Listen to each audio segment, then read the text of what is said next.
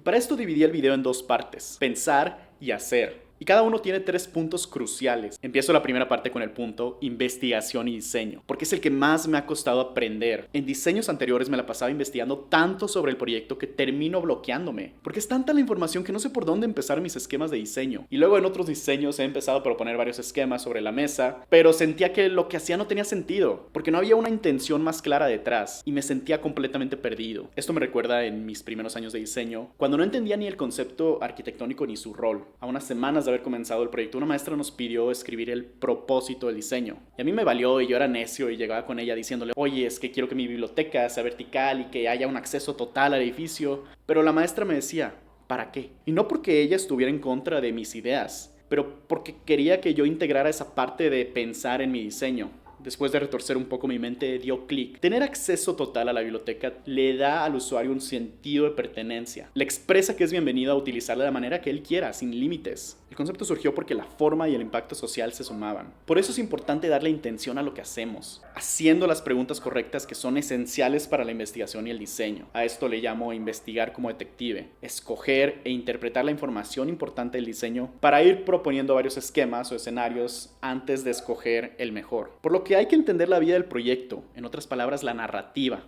con los siguientes 4 pasos: situación, problema, solución y resultado. La investigación se culmina cuando identificas el problema arquitectónico que te toca resolver. La verdad, ¿de qué sirve haber hecho tanta investigación si no aclaras ese problema, que sirve como fundamento para el diseño? Pero la investigación y el diseño no tienen que ser 2 etapas separadas del proceso. Hay veces que todavía no acabo de investigar y ya estoy proponiendo varios esquemas en el sitio para ir entendiendo mejor otros factores del proyecto. Por ejemplo, para mi proyecto de tesis tenía que hacer una intervención en el parque con historia y cultura. Y la verdad es que a través de la investigación me era muy difícil saber cómo empezar el proyecto, cómo empezar el diseño. Y es por eso que opté por empezar a producir maquetas que no necesariamente reflejaran el programa perfectamente, que era muy diferente a este proyecto de vivienda en Milán, donde yo tenía que realmente entender cuál era el problema de vivienda en esa ciudad. Y habían varios, pero en algún punto yo tenía que escoger uno y así poder enfocar completamente mi proyecto a resolver ese problema particular. Ahora en tus próximos proyectos podrás investigar como un detective, detectando cuál es la situación particular de tu proyecto y el problema a resolver. Estar constantemente cuestionándonos lo que puede llegar a ser el proyecto y proponiendo distintos esquemas ayuda a integrar el pensar y hacer, sumándose para que tu proyecto sea innovador y bien fundamentado. Pero investigar como detective no es suficiente si no perseguimos de manera persistente el concepto arquitectónico con el siguiente punto, que en realidad es una pregunta crucial que Tom Main me enseñó. ¿Dónde está la arquitectura? Esto significa cuestionar dónde está la oportunidad para hacer algo auténtico y memorable. El concepto es lo que diferencia a tu proyecto. Este puede surgir al comienzo o más adelante como efecto del diseño. Yo creo que lo más irónico del proceso creativo es que debemos adoptar una mentalidad de no saber qué va a ser del proyecto. Si ya sabes cómo será el resultado final del diseño, entonces ya se acabó la creatividad, porque tienes una preconcepción en tu mente que limitará la evolución del diseño. Hay que saber soltar el proyecto para así explorar las posibilidades. Y esto me daba mucha inseguridad y miedo en mis primeros años porque no sabía si acabaría el diseño a tiempo y con calidad. Pero diseño tras diseño me di cuenta de que si trabajaba duro en lo importante, los resultados serían impresionantes. Y así es como se guiaba Tom en sus primeros proyectos chicos, donde él buscaba que la arquitectura estuviera en algo muy peculiar, como el clima de acondicionador en una sucursal o la fachada de esta casa particular. Y luego para proyectos culturales ya más grandes, él pudo seguir explorando como en esta escuela y las formas que engloban a todo el proyecto. Y es por eso que para este proyecto de vivienda en Nueva York definí que la arquitectura realmente estaba en esta relación que había entre la vivienda y el trabajo, que era como,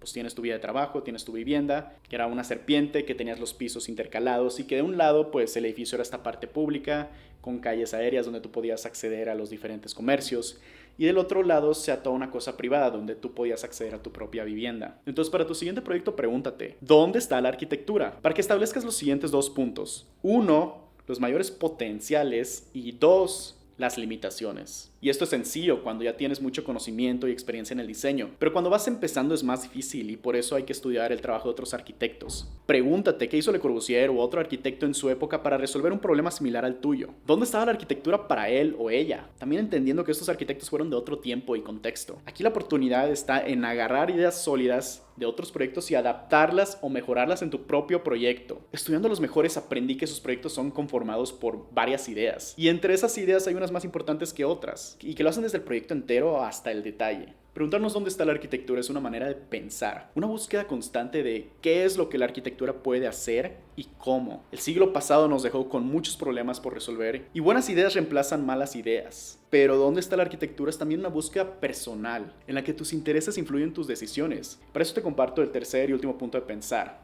El proyecto y tus propios intereses. Quiero empezar con una historia, un dilema que surgió de la pregunta que me enseñó un maestro. ¿Qué es lo que el proyecto quiere? Por eso es que antes pensaba que el proyecto era absoluto, que la situación del proyecto, el sitio, el programa y el propósito determinaban 100% cada decisión del diseño y estaba completamente equivocado. Incluso me molestaba la frase diseñar es preferir. Y ahora entiendo que lo que hace único al proyecto es esa mezcla entre lo que el proyecto quiere y tus propios intereses como arquitecto. Lo fascinante de esto es que cambió totalmente mi manera de pensar sobre la competencia que hay entre arquitectos. En México y otros países de Latinoamérica se da mucho la envidia, el ego y que no siempre hay apoyo entre arquitectos. Y luego ves a Tom Main, ganador del Pritzker Prize en Estados Unidos, apoyando con todo lo que puede a las nuevas generaciones de arquitectos. Y es que por eso dijo lo siguiente. I think architecture is a profession that might be similar to any of the art forms, that there's no advice to give.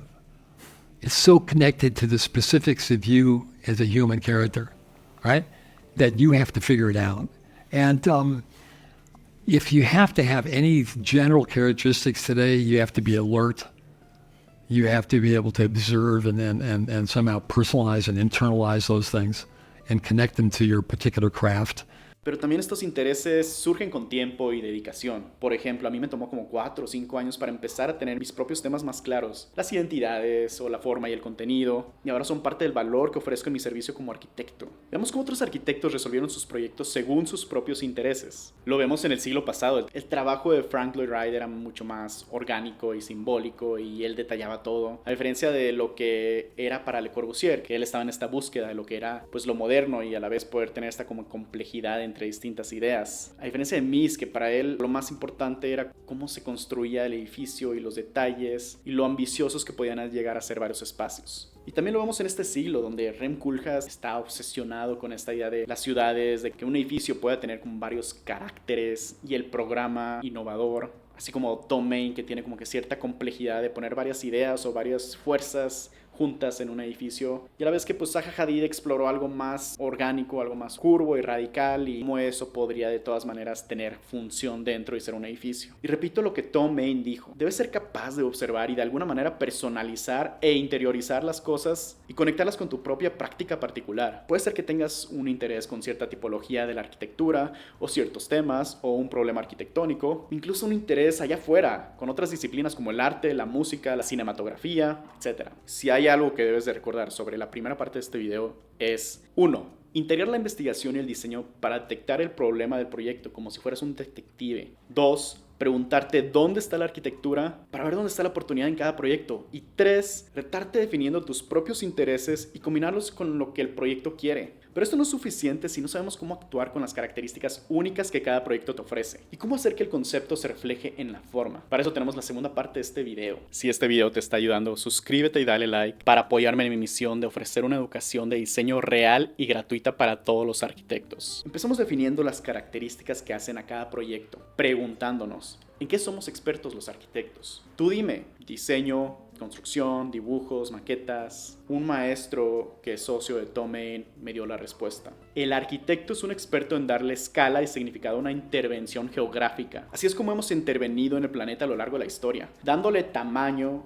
lugar y propósito profundo a las ciudades, pirámides, iglesias, vivienda, plazas, parques, museos y más. Si lo vemos así, entonces podemos empezar a entender las características que hacen único a cada proyecto. 1. La tipología. 2. El sitio. Y 3. El evento que dio propósito al proyecto. Y esto mismo lo confirmé en el libro de La arquitectura de la ciudad de Aldo Rossi, donde él argumenta que más allá de la forma y la función está la tipología, el sitio y una serie de eventos que dan lugar a un proyecto. Ahora veamos cómo utilizar cada uno de estos 3 puntos para definir el concepto y darle forma al proyecto. Empezando por la tipología, que significa tipo de edificio. Haber trabajado en una amplia variedad de proyectos me enseñó que la solución conceptual de cada proyecto está profundamente ligada a su tipología, porque cada tipo de edificio tiene sus propias reglas de juego y sus propias oportunidades. Si me dices que estás diseñando cierto tipo de edificio, yo te puedo decir, es que el juego en ese edificio es esto. Tienes que considerar esto. Que por ejemplo el juego en la arquitectura pública y cultural es más de identidad y del valor simbólico que estos edificios pueden tener para grupos grandes de personas a lo largo del tiempo y que puedan servir varias funciones en masa. Aquí tenemos la arquitectura residencial que se contrasta en lo que es tener una casa que sea adaptada al estilo de vida de una persona y su familia. En contraste a un edificio de apartamento donde quieres dar como esa privacidad entre diferentes unidades de apartamentos, pero a la vez poder crear una comunidad que también es diferente a la arquitectura comercial y corporativa, donde las fachadas, o que si es un edificio alto, buscan imponer, buscan ser este ícono, donde le dan mucha prioridad a esos espacios interiores, cómo pueden representar a la organización para así elevar la reputación y la manera en la que reciben a los clientes. Por eso lo he dicho antes.